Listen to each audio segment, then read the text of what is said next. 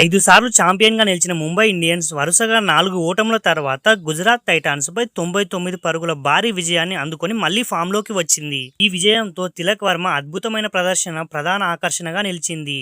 తిలక్ వర్మ కేవలం 45 బంతుల్లో 7 ఫోర్లు మరియు 8 సిక్సర్లతో 101 పరుగులు చేసి తన తొలి ఐపీఎల్ సెంచరీని నమోదు చేశాడు. దీనివల్ల ముంబై ఇండియన్స్ 199 పరుగుల భారీ స్కోరును సాధించగలిగింది. డ్రింక్ సమయంలో కెప్టెన్ హార్దిక్ పాండ్యా ఇచ్చిన సలహా తిలక్ ఆటతీరును మార్చివేసింది. హార్దిక్ మాట్లాడుతూ తను తిలక్కు పెద్దగా ఏమీ చెప్పలేదని, కేవలం బంతిని చూసి బాదు అని మాత్రమే చెప్పానని వెల్లడించాడు.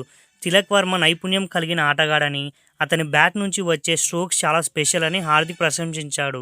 200 పరుగుల లక్ష్యంలోకి బరిలో దిగిన గుజరాత్ టైటాన్స్ను ముంబై బౌలర్లు 100 పరుగులకే ఆలౌట్ చేశారు.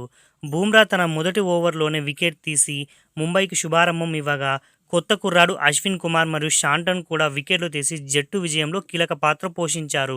అహ్మదాబాద్ వంటి కష్టతరమైన గ్రౌండ్లో ఈ విజయం సాధించడం చాలా ముఖ్యమని హార్దిక్ పాండ్యా పేర్కొన్నాడు.